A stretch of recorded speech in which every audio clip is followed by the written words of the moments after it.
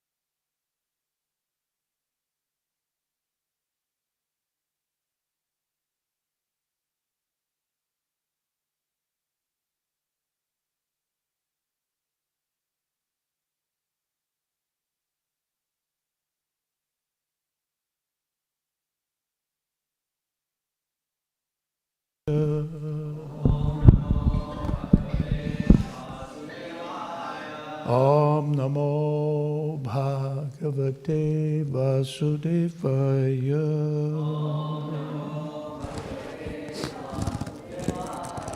Om Namo Bhagavate Vasudevaya.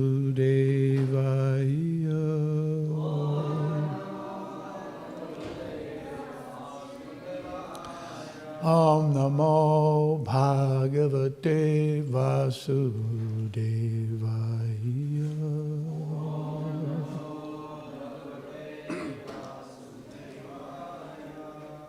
Reading from Śrīmad Bhāgavatam, Canto 5, Chapter 17, The Descent of the River Ganges. Text number 21.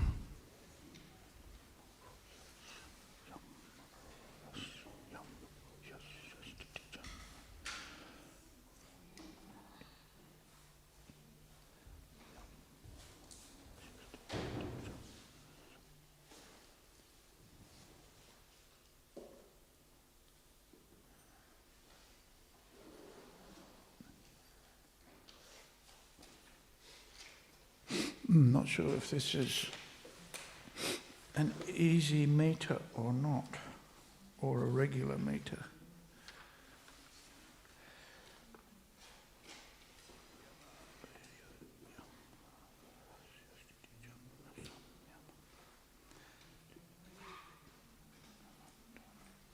Okay, we'll give it a try. Yam ahorasya stiti janma samyamam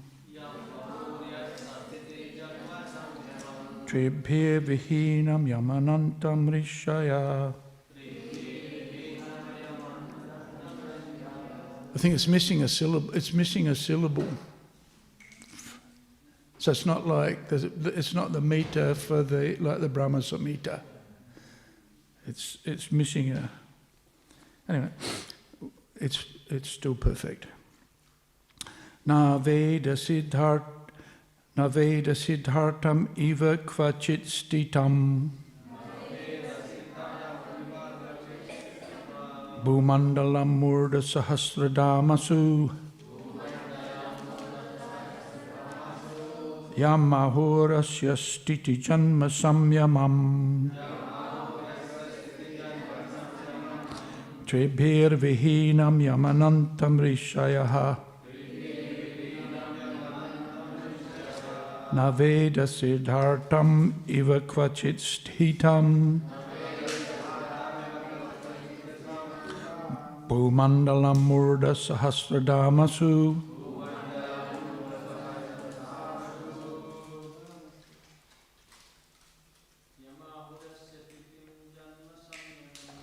Yamahorasya stiti janma samyamam Tribhir vihinam yamanantam rishayaha Naveda siddhartam iva kvachit sthitam Bhumandalam murdha sahasradamasu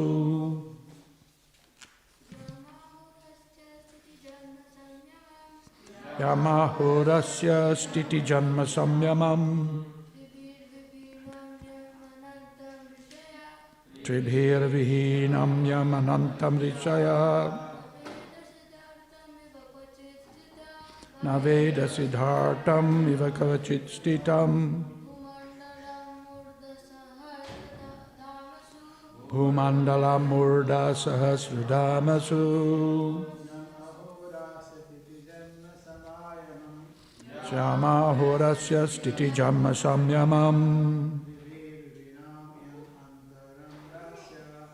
Tribhir vihinam yamanantam risaya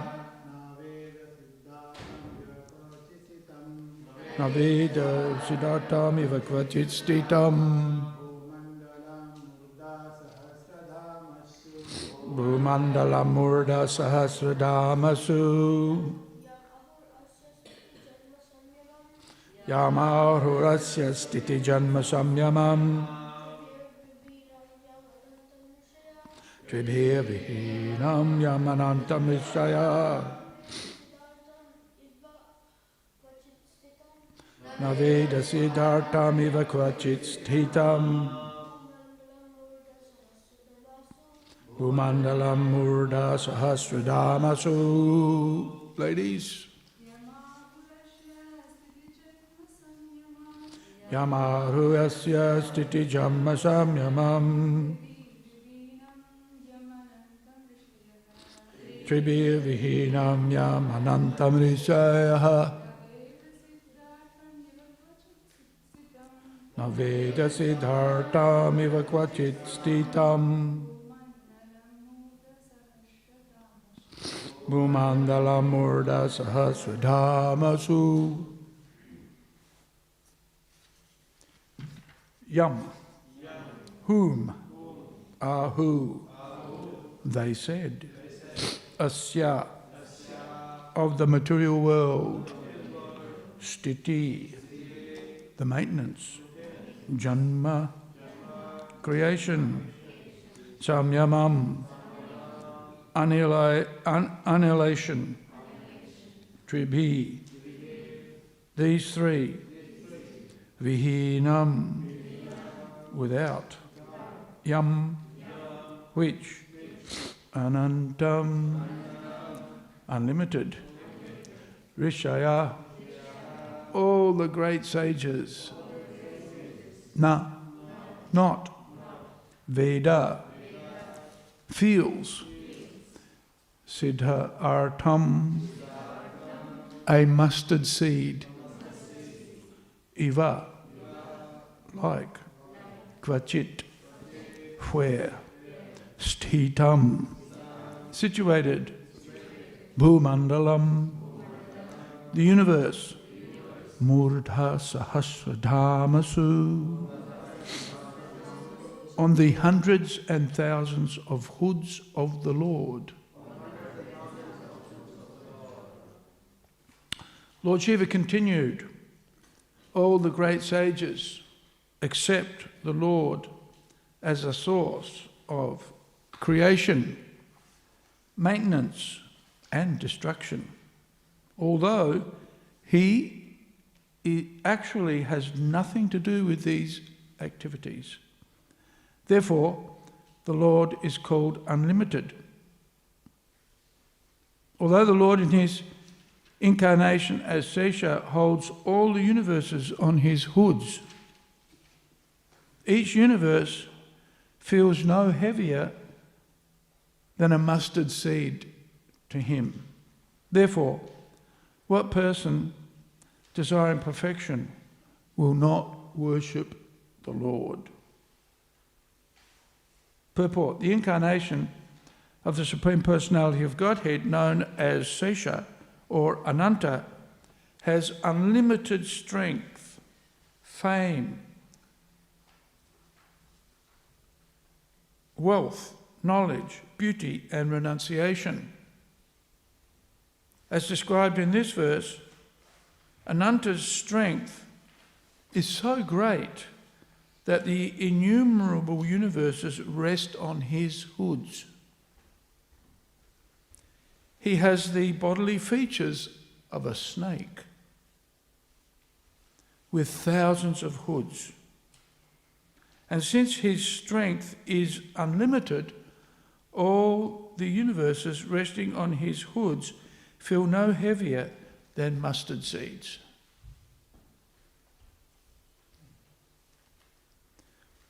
We can just imagine how insignificant a mustard seed is on the hood of a serpent.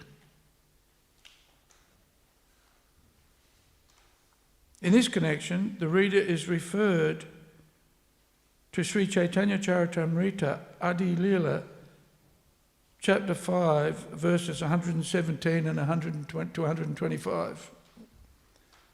We are referred to this, so we should have a look at it. There it is stated that Lord Vishnu's incarnation as the serpentine Ananta Sesha Nag supports all the universes on his hoods. Adi Lila, chapter 5.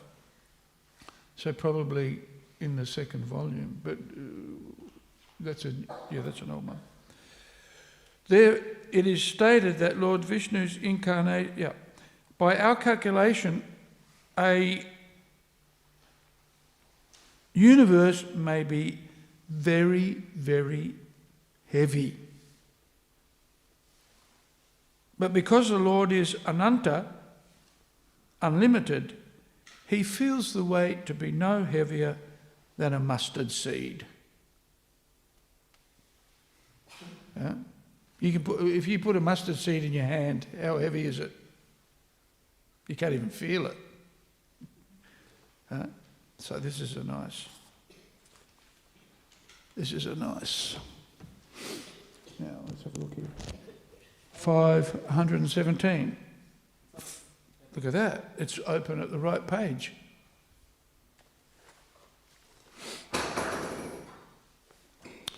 Om Jnana Timirandasya Gyananjana Salakaya Chakshurun Militam Jena Tasmae Shri Guruve Namaha Sri Chaitanya Manobhishtam Stapitam Jena Bhutale Svayam Rupa Karamahayam Dadati Sva Padantikam Mukam Karoti Vachalam Panghum Langhayate Garim Yad Kripa Tamaham Bande Sri Gurum Dinatarinam.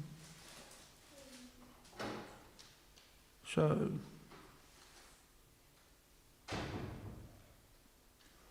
Tabe avatare kare jagat palan ananta vaibhav tara nahika ganan. He then descends to maintain the material world. His unlimited opulences cannot be counted. Right? Unlimited. So, here, Ananta Vaibhav. Unlimited Vaibhav. Opulences. Ananta Vaibhav. Tara Nahika Ganan. Of him,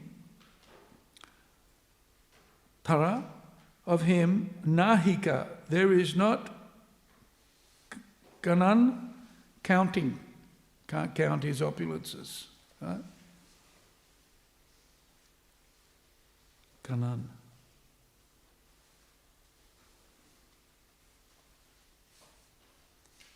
Say Vishnu Hoya Yara Amsam Sera Amsa Say Prabhu Nityananda Sarva Avatamsa. That Lord Vishnu is but a part of a plenary portion of Lord Nityananda, who is the source of all incarnations. Purport: the Lord of Shwetadweep has immense potency for creation and destruction. Sri Nityananda Prabhu, being Baladev himself, the original form of Sankarshan, is the original form of the Lord of Shwetadweep. Text 117. Se Vishnu Sesha Rupe Dharena Dharani Kanha Ache Mahi Shire Hena Nahi Jani. Nahi Jani.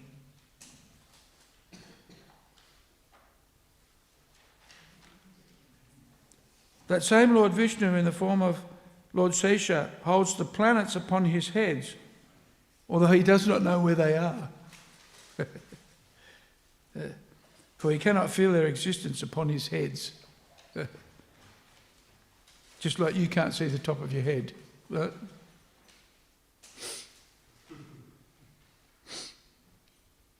Same with Lord Vishnu. Well, Lord Sesha anyway. Sahasra Vistirna Yara Pranara Mandala Surya Jini Manigana Karaj Halamala. His thousands of extended hoods are adorned with dazzling jewels, surpassing the sun. Panchasat Koti Yojana Prithvi Vista Yara Eka Fane Rahe Sashapa Akar. The universe, which measures 500 million yojanas in diameter, rests on one of his hoods like a mustard seed. Right, so the universe is calculated as 500 million yojanas.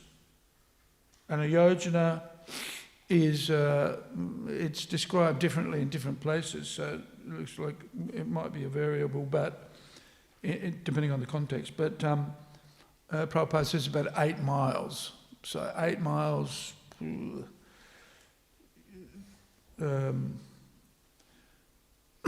somebody asked Google how many kilometres is 8 miles, quietly on your phone.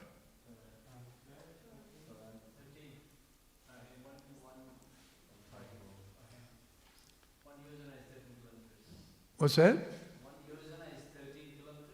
13 kilometres. Okay, 13 kilometres. Multiply 13 by 500 million. How much is that? A lot. Okay. Yeah, it's a lot. Yeah. So, but this is just a mustard seed. So how big is Anantasesha, one of his hoods? If the universe is so big, yet it's just a mustard seed on his head. And in fact, he doesn't even know it's there. The Lord of Swadadweep expands himself as this is purport. The Lord of Swadadweep expands himself as Sesha Naga, who sustains all the planets upon his innumerable hoods. These huge global spheres, and keep in mind that our universe is just a little one. We're assuming it refers to our universe. These huge global spheres are compared to grains of mustard resting on the spiritual hoods of Sesha Naga. The scientist's law of gravity is a partial explanation of Lord Sankarshan's energy. The name Sankarshan has an etymological relationship to the idea of gravity.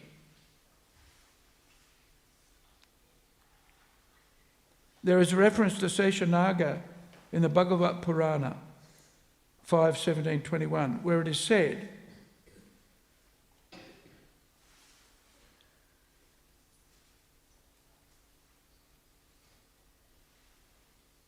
and have a guess what 5:17-21 is. Have a guess. It's the verse that we're reading today. More coincidence. I won't read the Sanskrit. I was reading it and I was thinking, hang on, this looks familiar. O my Lord, the hymns of the Vedas proclaim that you are the effective cause for the creation, maintenance and destruction. But in fact, you are transcendental to all limitations and are therefore known as unlimited. It's a slightly different translation. But in fact, on your thousands of hoods rest the innumerable global spheres, like grains of mustard, so insignificant that you have no perception of their weight. Yeah.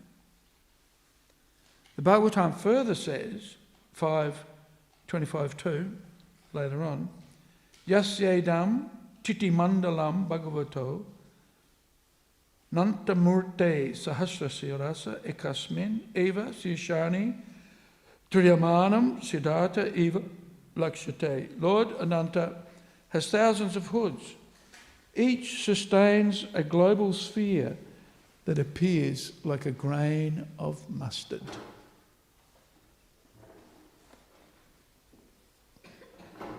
And here it says a universe per hood, right? Lord Anantadev has thousands of hoods. Each sustains a global sphere that appears like a grain of mustard.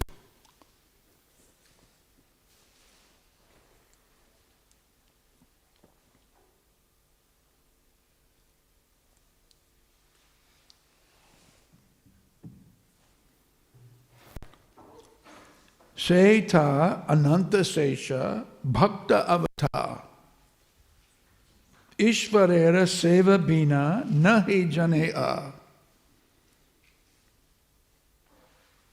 That Ananta Sesha is a devotee incarnation of Godhead, right? Bhakta Avatar. Seta Ananta Sesha Bhakta Avatar. Ishvarera Seva Bina Nahi Janaya. He doesn't know anything else but service to Krishna. Right? He's a servant.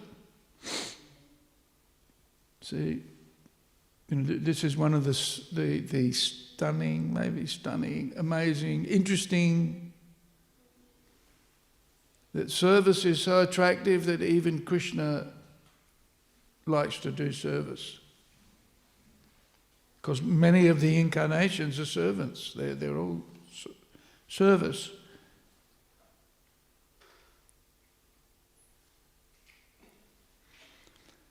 Purport. Srila Jiva Goswami in his Krishna Sandarbha has described Seshanaga as follows. Sri Anantadev has thousands of faces and is fully independent,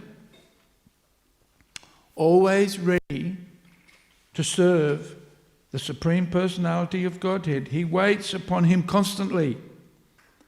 Sankarshan is the first expansion of Vasudeva, and because he appears by his own will, he is called Svarat, fully independent. He is therefore infinite and transcendental to all limits of time and space. He himself appears as the thousand-headed Sesha.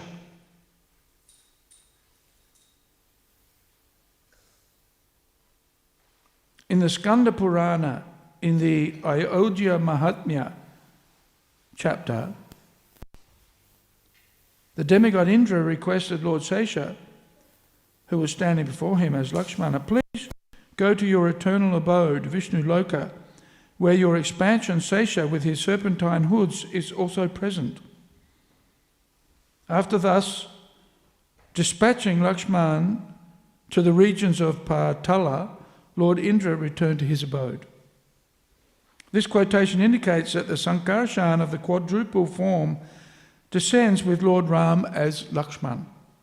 When Lord Ram disappears, Sesha again separates himself from the personality of Lakshmana.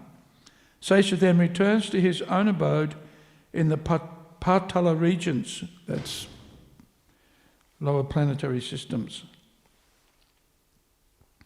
And Lakshman returns to his abode in Vaikuntha.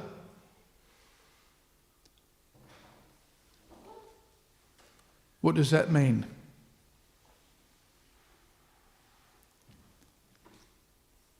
Lakshman and Sankarshan are the same person, right? That's what that means. Same person. And when Lakshmana winds up his pastimes in the when Lord Ram returns also to the original Ayodhya, then this garland's coming off. Hare Krishna. Hope I didn't do anything inauspicious. Here, this is for a brighter mind than mine. See if you can tie those together. Please. This quotation indicates that the Sankarsana, the quadruple form, descends with Lord Ram as Lakshman. When Lord Ram disappears, in other words, he's wound up his pastimes in the material creation, Lord Ram goes back to Ayodhya, the original Ayodhya in the spiritual world, and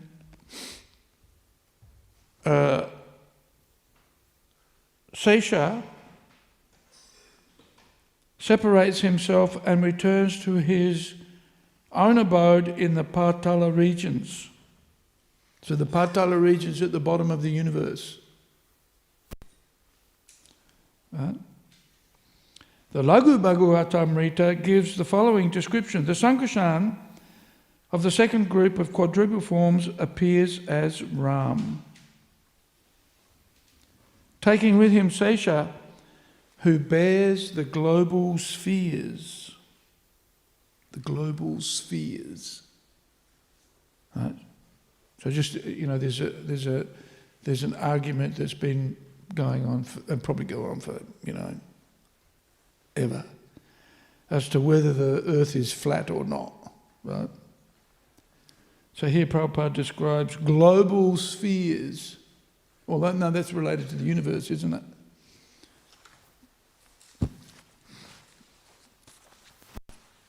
So interesting.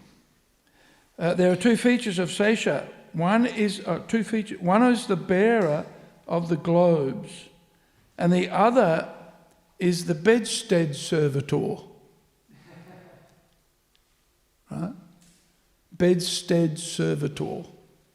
What does bedstead mean? Bedstead. Do you know? Bedstead. Bed. Yeah, bed. But what it specifically refers to is the base of the bed, right? The base of the bed, not necessarily the mattress. There are finer details to beds. The Sesha who bears the globes is a potent incarnation of Sankarsana, and therefore he is sometimes also called Sankarsana. The bedstead feature of Sesha always presents himself as an eternal servitor of the Lord. What else? What other service like that of being a bedstead is Sankarsana performing? What else does he do? Described in the Chaitanya Charitamrita. He's the bed, but what else is he? Huh? Yeah, specifically? Shoes, yes. Pada? Crown? Not sure about the crown. Maybe. What else? Shoes, Mridanga. Ooh, that's interesting. I'm not sure about that. I don't think Krishna plays the mridanga. He gets somebody else to play the mridanga. Huh?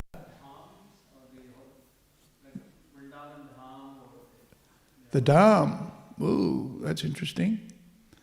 No, his seat, right? Seat, table, cups and plates, where you can take prasadam. Krishna doesn't take prasadam, he eats bhoga. We take prasadam after he's eaten. It's in here. It's in here somewhere. Let's see what happens next.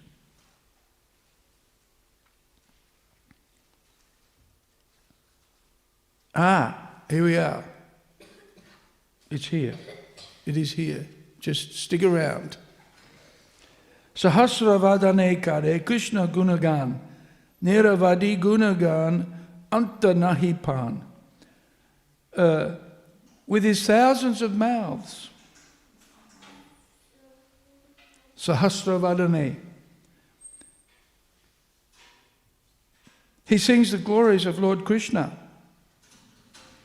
Kare Krishna Gunagana. Kare does Krishna Gunagana, chanting of the holy attributes of Krishna. Niravadi Gunagan Anta Nahipan.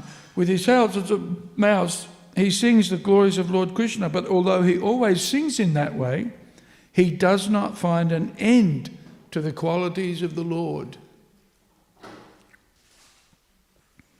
Antanahi pan, does not reach the end. Sanakadi Bhagavat Shune Yara Muke Bhagavanera Gunakahe Base Prema Suke. The four Kumaras hear Śrīmad Bhāgavatam from his lips. This is the, we only have a very small version of the Bhagavatam. Right? We have a small version of the Bhagavatam, but it looks like here, Bhagavatam is actually unlimited. The four Kumaras hear Śrīmad Bhāgavatam from his lips, and they in turn repeat it in the transcendental bliss of love of Godhead. Here we go. Chatra, Paduka, Shaya, Upadhana, Vasana, Arama, Avasa, Yagya Sutra, Simhasana. Okay? He serves Lord Krishna assuming all the following forms. Umbrella, Chatra, right?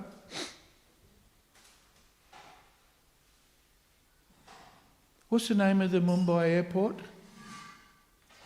Chhatra Shivaji. Again? Yeah, is that the same Chhatra? This Shivaji, it's a great name under the Chhatrapati Shivaji. What does it mean? Chhatrapati. He is the leader, Hindu leader. Chhatra, it's the same word though, Chhatra, isn't it? Here it says Chhatra means umbrella. Of course this is in Bengali, but it must be coming from the Sanskrit. Chhatra, umbrella. Paduka. What's a paduka? Shoes. Yeah. Slippers here, slippers. Prabhupada describes, when I see a paduka, does it look like a slipper? Kick somebody with a paduka, they know about it. Of course, we don't kick things. Right? Shaya, bed. Right? Upadhana. What's upadhana? Pillow. Vasana, garments is clothes. So I guess the crown fits into clothing, right? So, Arama, resting chair, right? His resting chair. Avasa, residence, so his house. Jagya Sutra, his sacred thread. Simhasana, the throne. That's interesting, isn't it? There's two types of chairs here. There's the resting chair and then the throne. Right, like we have the rocking chair. There's a resting chair. And a throne. No, not many of us have thrones, I suppose. Okay. So this is Ananta Sesha, an expansion of Sankarshan, of whom Sesha or Ananta Sesha is an expansion. He is thus called Lord Sesha, Etta Murti Bedakari Krishna Sevakare. Krishnera Sesha Tapana Sesha Namadhare. He is thus called Lord Sesha, for he has attained the ultimate end of servitude to Krishna. He takes many forms for the service of Krishna, and thus he serves the Lord. Seta Ananta Yara Kahi Ekakala Hena Prabhu Nityananda Ke Jane Tarakhila. That person of whom Lord Ananta is a kala, or part of a plenary part, is Lord Nityananda Prabhu, who therefore could know the pastimes of Lord Nityananda.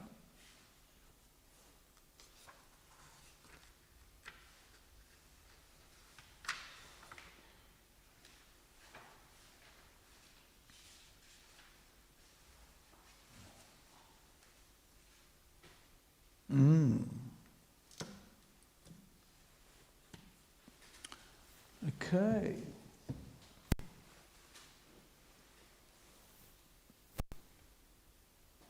So,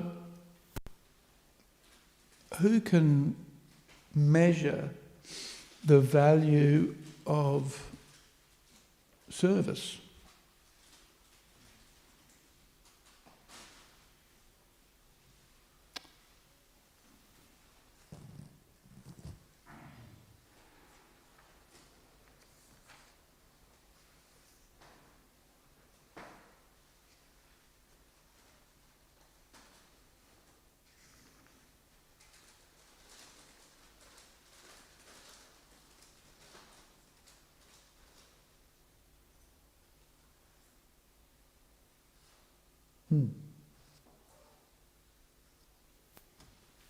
So in this verse, we are observing, or we're hearing, the glories of the master of the creation, the maintenance, and the destruction, samyamam. So what have we got here? Sthiti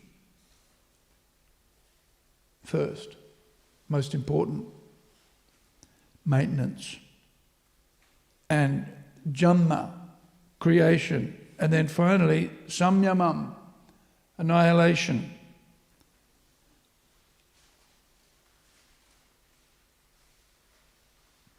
So he's the source of the creation. Although it's mentioned here, but he doesn't do it himself. He's the source of these things, but he doesn't do it himself. And isn't it interesting how Anantasesh manifests to support all of the universes on the hoods of his thousands of, does it say thousands? Murdha Sahasradamasu. Let's have a look. On the hundreds and thousands of hoods of the Lord. Hundreds of thousands, right?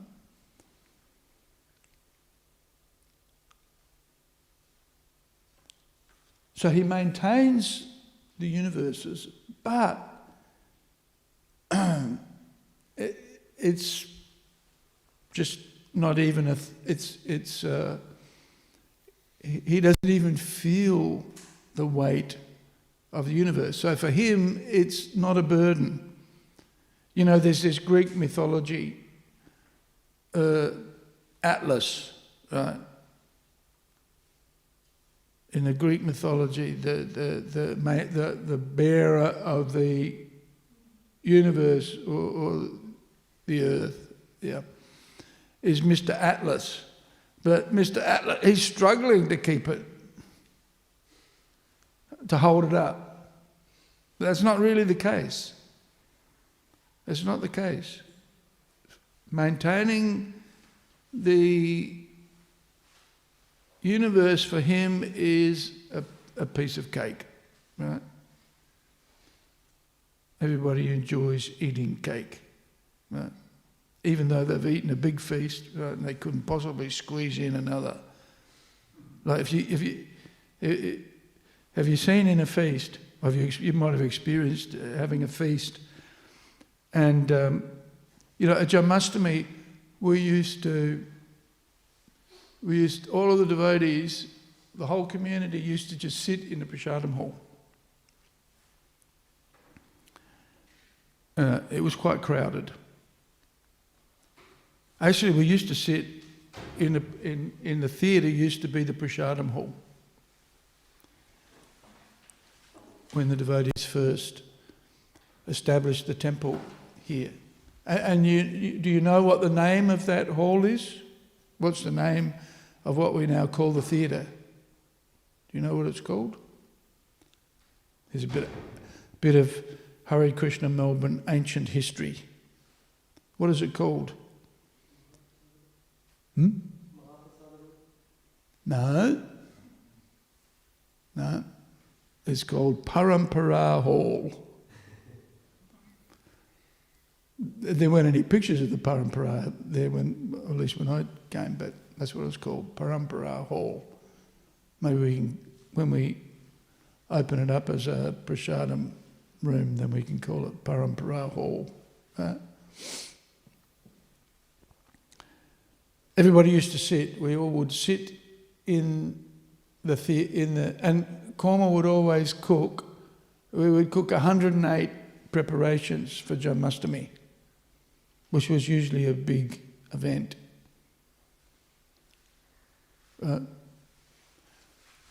And in that area, which is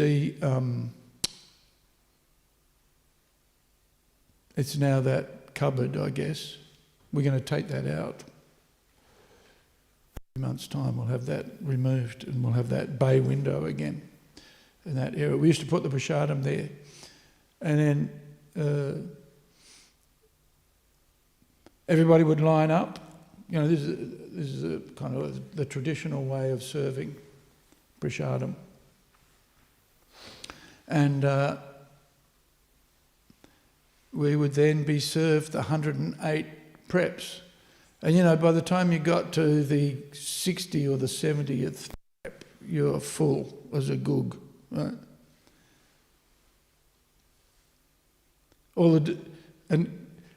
If you're a server, the humorous thing is you can just go and show them a grain of rice and the devotees go,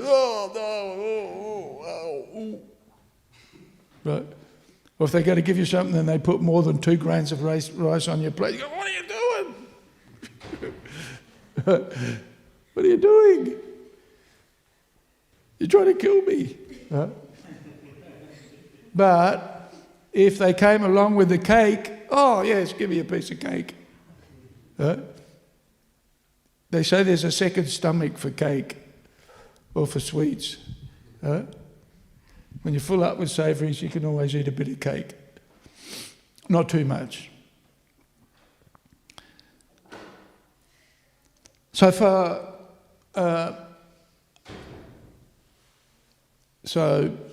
what would normally be a struggle is easy. But here for Ananta Seish, he's got, on each of his hoods, he's got the universe, which is 5, what was it?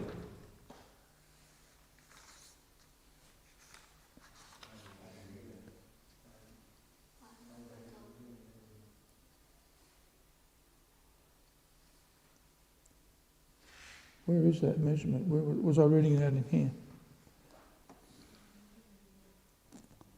Anyway, it's very big, right? 500 million yojanas which we worked out, well, we didn't calculate as to how many kilometres that was, but it's pretty big. And so that means it must be hugely heavy. The universe is heavy. But for an under-sage, he can't even feel it. Right? And he likes to do this service. This is a pleasure for him. You know, when we're asked to do service, oh no, what do I have to do this for? Right?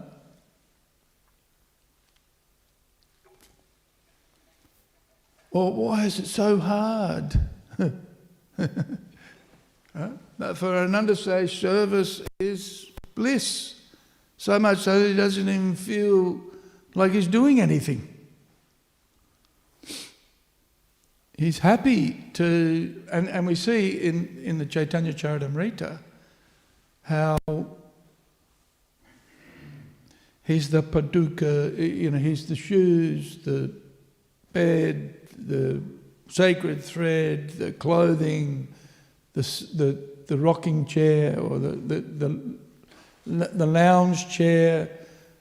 The lounge chair's at home, right, and the throne is when you're in the office. Right? So he's this special incarnation who Bhakta Avatar. And there are other Bhakta avatars as well. Many of them. Because the service is the purpose of life. Right? And that's a quality that we have also. The Dharma of the living entity, one of the inherent characteristics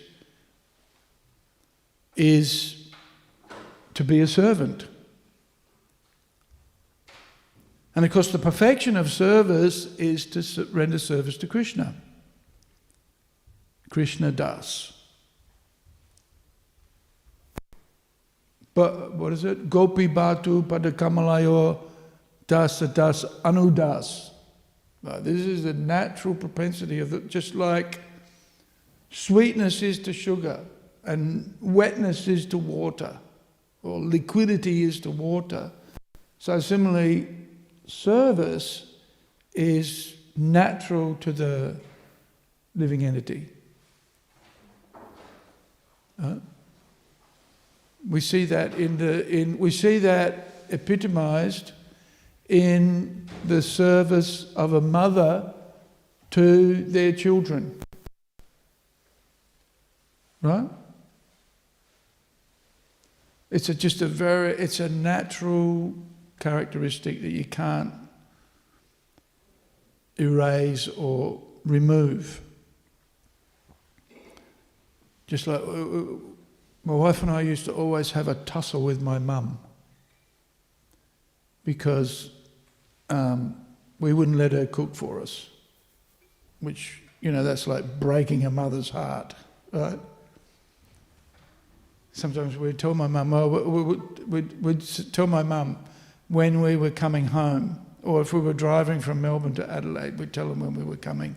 And then when we got there, my mum had cooked something for us, even though we'd forbidden her to do it, and we wouldn't eat it either, which really. So there was this tussle always with the Chincharupa and my mum over who was going to cook. There was one time when my mum, she was suffering from dementia, and there's on the border of South Australia and Victoria, when you drive through the Duke's Highway, there's a shop there that sells almonds, and they're locally grown. And in season, they also sell apricots, right? And so we brought some apricots, and they were beautiful apricots. So we took them home, took them to my parents' place, and put them in the fridge. And then my mum cooked them. I was pretty upset. I said, what happened to the apricots? And then we asked my mum, did you cook them? She said, no. We knew she had, but she'd forgotten that she'd cooked them. Anyway, we worked it out. We worked it out. My mum would help my wife to cook when she was cooking, so she was happy to do that. But then she did the washing and the ironing. And it made me appreciate how my mum had so much affection for me that she was, even though we wouldn't let her cook, she was happy to do the ironing, the washing and the ironing. Huh? She just liked to do it. She could not stop serving her children. Right? So this is the natural, quality. It's actually the natural quality of the living entity to render service. But of course, we're serving we were discussing this last night. Vacho vegam, manasakroda vegam, jiva vegam, udara, we're serving the tongue, the belly, the genitals, the mind, the pushings of the senses effectively, internally in the mind and externally in the gross material body. Pushes us. And so we are godas, right? But when we engage those senses in Krishna's service, then we become Goswami. We're renounced, but our renunciation is not to give up the body or give up the natural propensities that we have. Actually, that's false renunciation. But real renunciation and real control of the mind and the senses is to engage that natural propensity to serve and those natural facilities that we have that are inherent to us in Krishna's service. That's a natural form of renunciation. And that's easy. It's more of a struggle to do it the other way. And so when we're rendering service to Krishna, even if it is difficult, just like, I've been reading, I haven't got very far into it, but I've been reading I'll Build You a Temple, the story about the Juhu temple. And that was a fight. But at the end of it, Prabhupada said, that was a good fight. Right? So even for a devotee, if there's a struggle and a headache, for Ananda Sage, it's no headaches. Right? For him, he's in Vaikuntha, wherever he is, even if he's in Patala Loka. Normally if we go to Patala Loka, I think this is described later on in this canto of the Bhagavatam. What happens if we go to Patala Loka? You get fried in oil or something, you're copping it, right? You are getting fried, literally fried. But he goes to Patala Loka, it's Vaikuntha. He's in Vaikuntha, wherever he is. Right? And the service is just natural. He loves to serve. It's just what he does. And so similarly, we should take inspiration. He's the source of the creation, maintenance and destruction, although he himself doesn't do it. That's where we get Lord Brahma, an expansion of Lord Vishnu. And of course, that's the most important thing. Maintenance. And it's the hardest, right? Maintenance requires, for us, a lot of effort. Maintain your devotional service. What does that mean? Every day chanting, getting up early, chanting 16 rounds, right? Studying or hearing the Bhagavatam or, the Bhagavad Gita.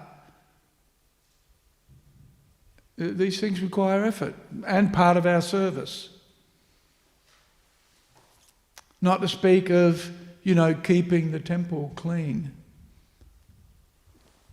Did you have a look at those? Yeah. Mataji likes to clean, so I pointed out to the cobwebs on the brahmacharis don't see the cobwebs, or the men don't. Men don't see dirt, I've discovered. I'm probably one of them. I shouldn't say the brahmacharis, they might think I'm picking on them. Men generally don't see dirt. Have you noticed that?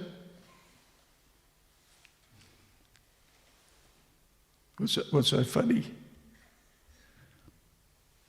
Who cleans your clothes? Huh? Mum. Yeah, I know. So, no, but maintenance is hard work. Keeping a temple functioning where everything is in its place, ready to use, right? This is cleanliness. So management is actually part of cleanliness. This is our service. Right? Keeping things, just like we worship the deities, right? There's another effort that's required. Every day, get up early and do the puja. And usually when we do the puja, there's a mess. Right? When you do the when you do the puja, there's a mess. Afterwards, there's flowers scattered, there's dust that isn't it interesting? Everywhere in the creation, there's always dust, at least in the material world. Right? Go home and look under your bed, if you're game. And you'll just see fluff and dust and dirt, right? And you know where that's coming from? Some of it, not all of it. You know where that's coming from? Your skin.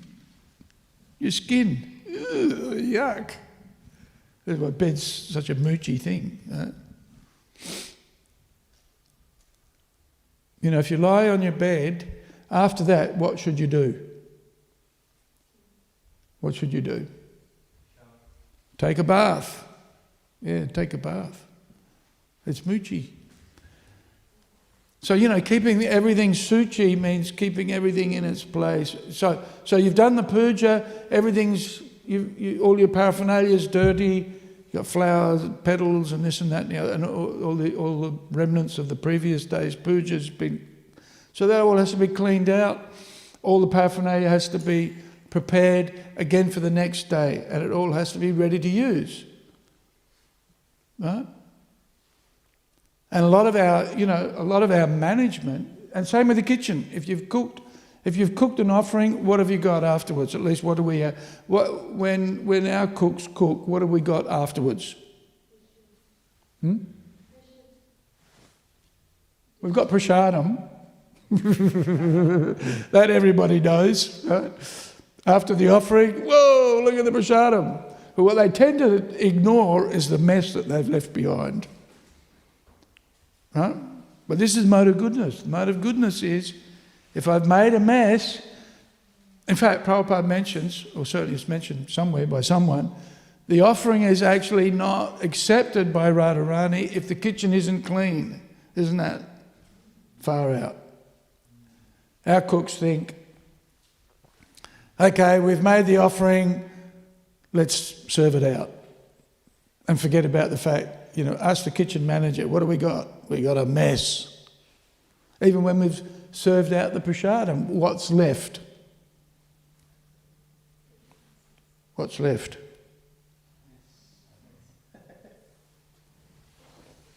What's that humming? Hear that humming? What is it? Oh, yeah. Anyway, doesn't matter.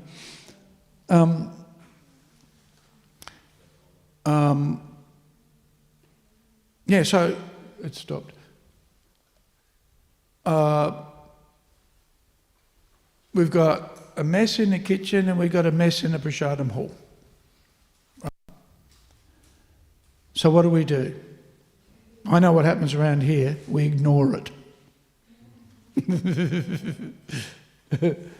No, that's not true. It's not true. But sometimes it takes a while for the mess to get cleaned up. But this is service, right? And it's maintenance. Most important service. It's the service that's taken on by Lord Vishnu, right? Is the maintenance. And that's, when we inherit a temple or when we live in a temple, this is our responsibility. It's our responsibility to see that everything, after we've used it, is cleaned and put away. My Mahan knows this. We just get a whole bunch of donations, right?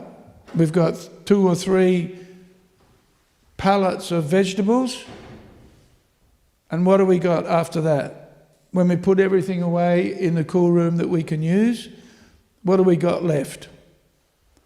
Along with the mushrooms and the onions and other things that we can't do anything with. What do we got? A mess. Yeah, a mess. And then, right at that time, have a guess what happens? A Chincharupa comes along.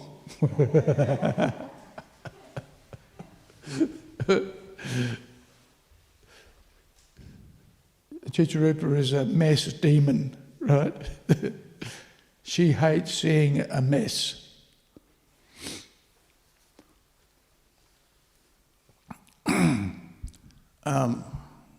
Yeah.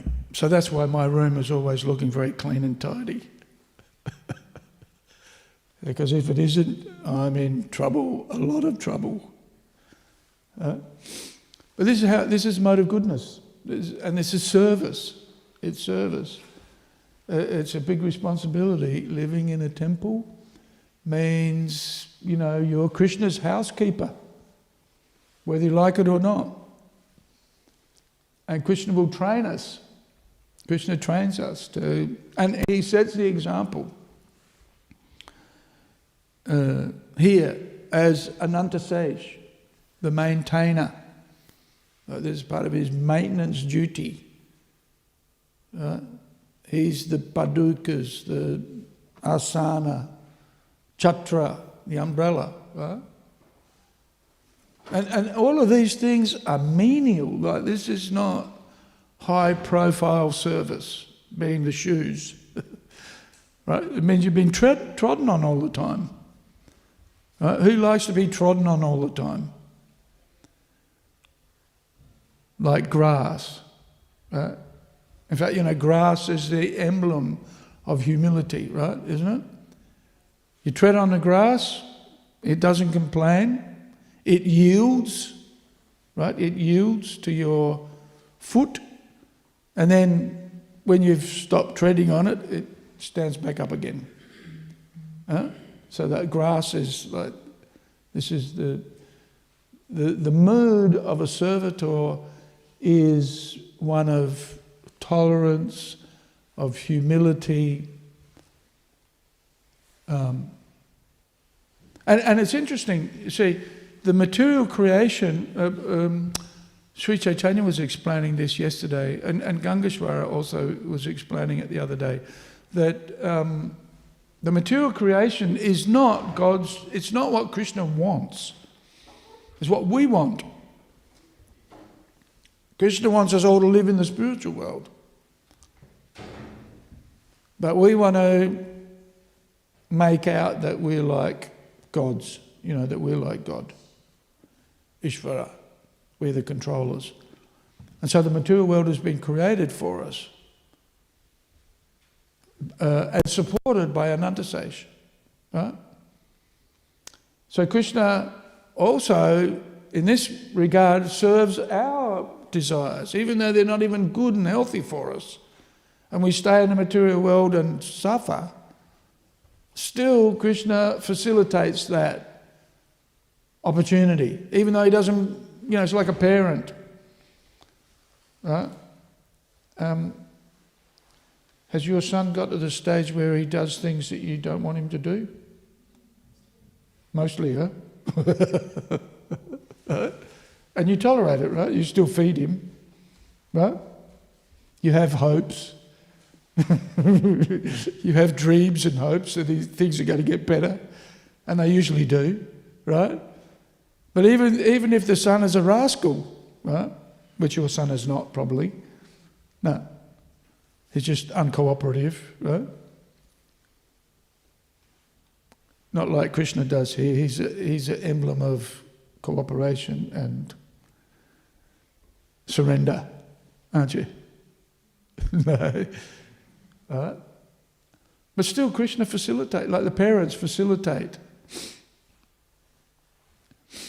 So this description of Ananda Sage is a great meditation for us. We can meditate on how he serves and how for him that service is effortless. And for us also service will be, especially when we get to the spiritual world, effortless, enjoyable. You know, at the moment there may be some tapasya in the performance of seva. Right? But we should always see the opportunities and the challenges of service, just like Srila Prabhupada did. He set the example. You know, when Prabhupada opened up the temple in 26 Second Avenue, who was doing the cooking? Huh? Nityananda? Kirtanananda. Well, later on, yes, after Prabhupada had stuffed them full of prasadam, you know, many times. Who was cleaning up? Yeah, he was doing it all.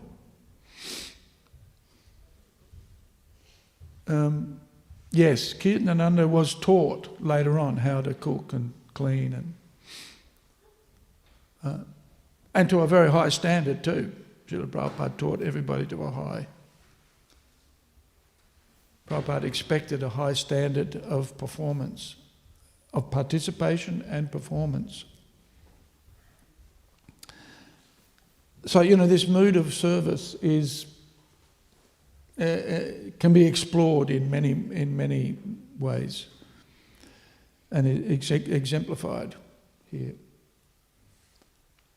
Is exemplified in Chaitanya, and we'll just briefly touch on this point, in the Gundicha Marjana, because today is the day before Rath Yatra, right? And in Puri, today is the day that they clean the temple of, whose temple is it? Where Lord Jagannath goes. What is that? I guess it's Lord Jagannath's temple, right? Ultimately. But the temple to which Lord Jagannath goes to stay for 8 days before Lakshmi comes out and chastises him and says, "Go home." What are you doing? You're supposed to be at home. What is that temple? Whose temple? It's called Gundicha, but Gundicha means cleaning. Oh no, Gundicha. Yeah, it's called Gundicha, that's right. Marjana means cleaning. Yeah, so today is the day, and in the Chaitanya Charitamrita, there's a description of how Lord Chaitanya and his associates cleaned the Gundicha temple in preparation for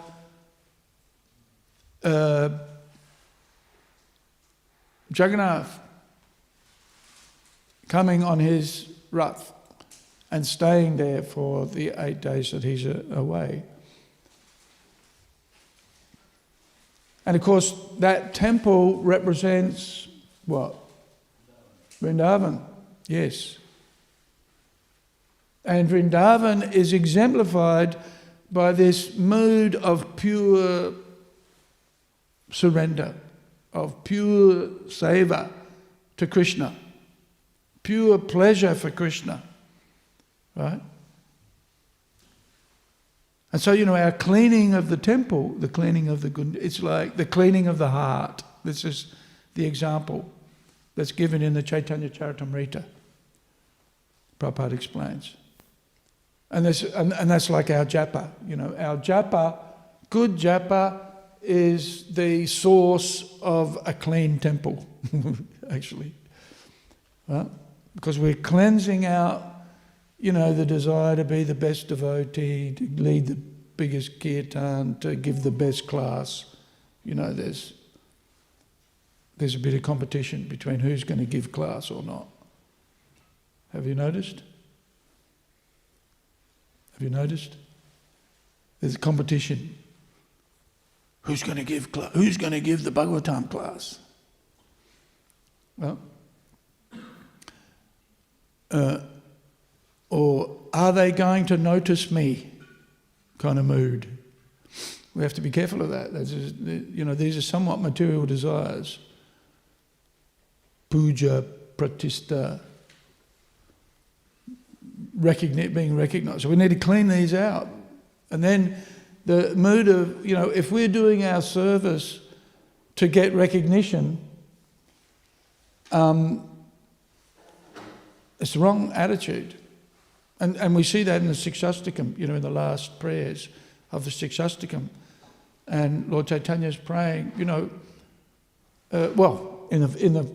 first, Nadanam, Najanam, Nasundarim, I don't want anything, effectively. And then in the end, whether you handle me roughly or ignore me, actually, for the devotee, even if you handle me roughly, is better than ignoring me, right? But Lord Chaitanya prays, whether you show me favour or whether you ignore me or if you handle me roughly, still I'm your servant, right? So this cleansing of the temple, Prabhupada says, is as good as cleansing the heart. And of course, that cleansing of the heart is manifest in our japa and praying for service.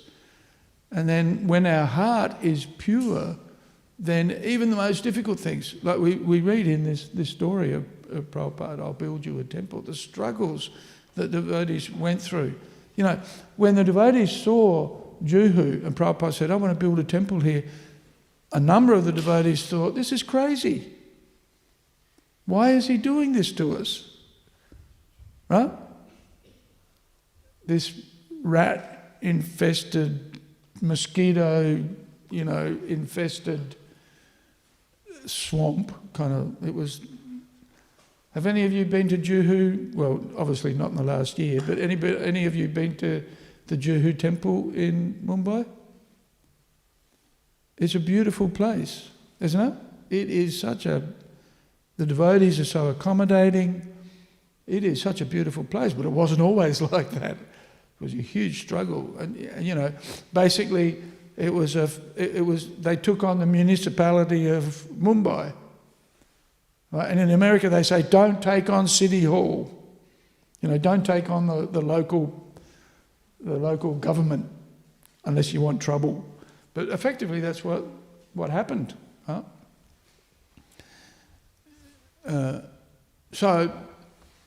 But Prabhupada embraced it with enthusiasm, even if his disciples didn't. Tamal Krishna Maharaj, and he was the GBC for India. I haven't read all the details, but I know from the Lilamrita that he basically gave in and gave everything back to Mrs. N. And Prabhupada was furious because the devotees weren't following his instructions. But they just saw it as such a burden. Such a burden. Huh? Very interesting. But they took the chastisement and they kept on fighting. Huh? And eventually everything turned out successfully. So, cleaning the heart, cleaning the temple, it's all the same. But of course it comes from the embracing all of these challenges is facilitated by cleaning the heart. chanting Hare Krishna. And that's the example that Srila Prabhupada compares the cleaning of the temple with the proper chanting of japa. And that was exemplified by Lord Chaitanya, because even after the devotees had cleaned everything, then he went in again to clean more, and would praise those devotees who found more dirt, right? And gathered it and cleaned it out. That's why you see devotees like Korma. Have you ever seen Korma come into the temple room? Even after he's been away for so long, what does he do? Do you know what he does when he comes into the temple room? You know what he does? You know what he does, Sukadev? Yeah, he'll go like this. And look at it. Why is that? Checking if there's dirt. Yes, because of the dirt. He's looking for the dirt. Oh, look at that.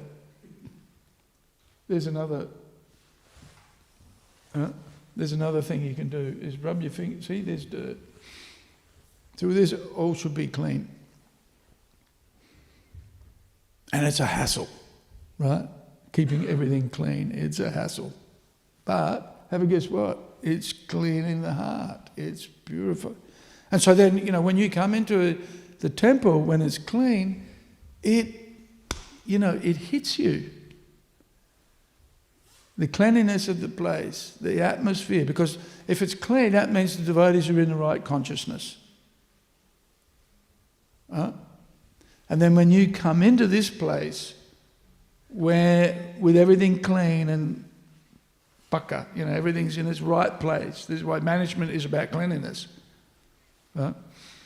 Then the impact, because what are we doing it for? We're not doing it for... What do we get out of keeping everything clean? It just means the consciousness is pure. So we're not getting anything material out of it, but we're certainly getting spiritual benefit. And others who come, they get the spiritual benefit too. That's the real impact. Real impact of coming to the temple is the purity of heart and the purification of heart that comes from rendering service. And we see that purification, that purity in Anantasesh. He's the Bhakta avatar. Okay. It is now time to go and do some seva. Right? You know what? This is the seva that everybody likes. Prasad seva. But have a guess what?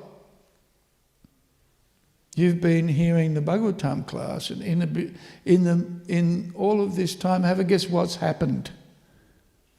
Do you know what's happened? Somebody's eaten all of the Mahaprasadam.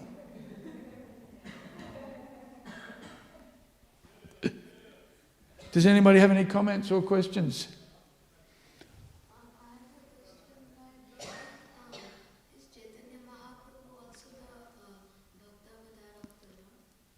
Yes, he is. Yeah. What is it? What's that verse?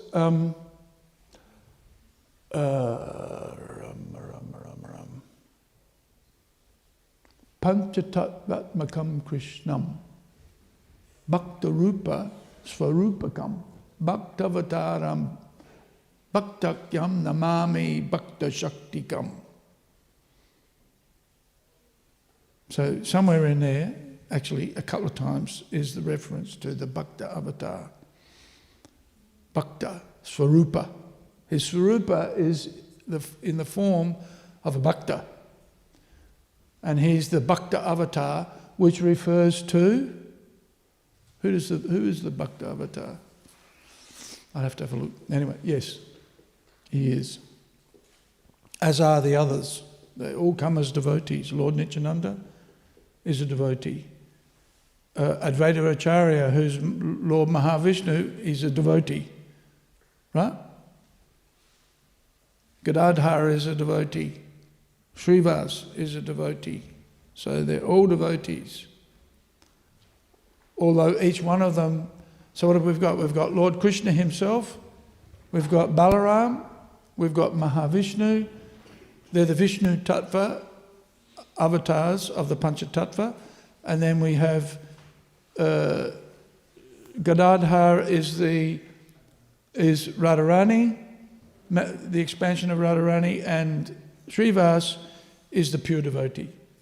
Narada Muni, I think, is described as. Right? Yes. So Lord Vishnu likes to serve too, and Sankirtan. They like to take prasadam too. Right? So Lord Chaitanya would fill all of the devotees up to the neck 5 times more than an ordinary person could eat. Right? So this is where we get our program from. Our prasadam program is actually started by Krishna.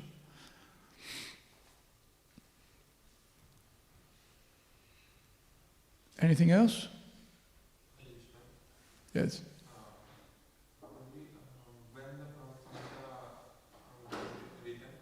The Brahma Samhita? I suspect that the Brahma Samhita is actually an eternal literature, right? It's recited from it's part of Lord Brahma's prayers, I believe, after he had performed his meditation, isn't it? Or after he met Krishna, but that's after he performed his meditation. So I suspect that it's not something that is created, but it's an eternal glorification of Krishna. Much of the Vedas are not actually written in one sense, because they're an oral. It's spoken and heard. And these prayers are eternal. Glorification of Krishna, glorification of how he creates, and all of that is eternal, but some, like the material creation, sometimes manifest, sometimes not. Does that make sense? So, when Lord Brahma has had his snooze, and, like when we wake up, sometimes, you've had a sleep and you wake up, but you can't kind of relocate yourself. You ever felt like that? You wake up and you think, what happened? Where am I? Who am I? Right? So he had to re-establish himself. And after his, Ganga was explaining this the other day in class, he meditates for the amount of time that he actually actively lives. He's meditating. So for a long time he's meditating, and then after that, and that's he's meditating to recall what it is what his service is, basically, what he's supposed to be doing. So then he chants these prayers. So after that, meditation. So, in that meditation he sees Krishna, and Krishna's darshan reminds him of if I recall that story correctly. But so, we don't say, the Vedas are not something that are written, although they are written down, but it's not something that they're not created. There's something that's realised internally, and then out it comes in the form of prayers.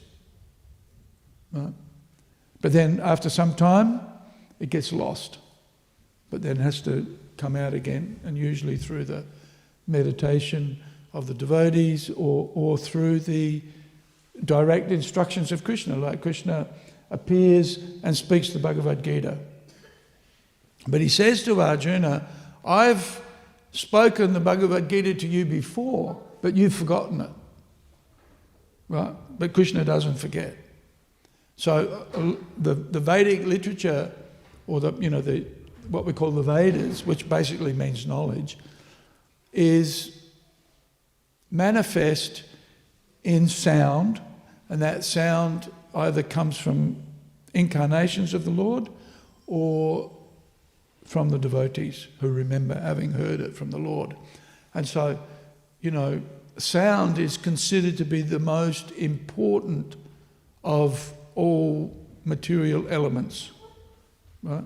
Because sound can transport you to places far, far away, or sound can reveal information about the spiritual world, which at the moment we can't access. Right? This is the importance of the Vedas and the importance of the ears. Right? The most important sense is the ears. We say, seeing is believing, but actually hearing is more important than seeing. And Prabhupada gives the example of how your ears are always protecting you, whereas the other senses, when you go to sleep, they don't work. But if you hear things, you can be woken up. Or your ears will protect you, certainly so long as somebody's making enough noise for you to hear them, even when you're asleep. So anyway, not written in one sense, or not created. The glorification of the Lord is eternal. Is that right? And that's why Krishna appears. Not the only reason why he appears, but one of the main reasons he appears is to dissipate darkness, to dissipate ignorance. And so therefore he appears and speaks the Bhagavad Gita. Or he appears in the form of Vyasadeva. Vyasadeva is the compiler of the Vedas. And so, if we want to look at when was it written down, it was written when Vyasadeva compiled the Vedic literature. And, he could see in Kali Yuga the qualifications of the people, not qualified.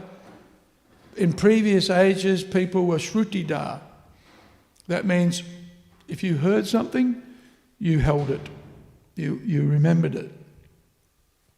That would be a great facility to have, right? If you heard, whatever you heard, you remembered. That'd be handy, wouldn't it? Be easy to be a student. But Vyasadeva could see into the future and could see Kali Yuga, and it was his service to then compile the Vedic literature. So in that sense, we understand that's when it was written, created, if you like, or written down. But the actual messages, the information is eternal.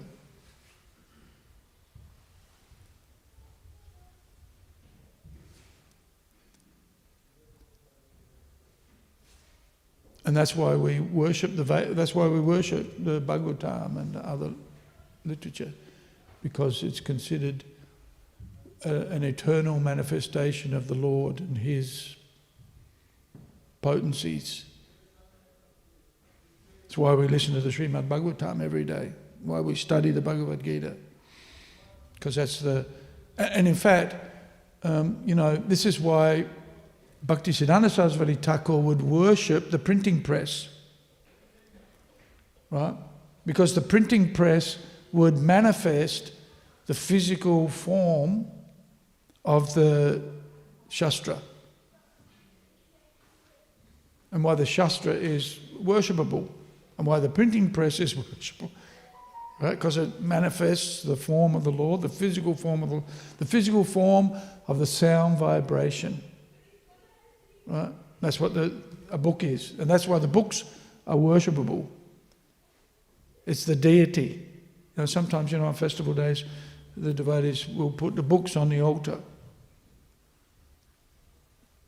Because the books are the manifestation of the sound vibration, the physical manifestation of the sound vibration of the Lord and the devotees. And so therefore, very powerful as a consequence. Yeah. Okay. Questions, comments? When can we go and have breakfast? Eh?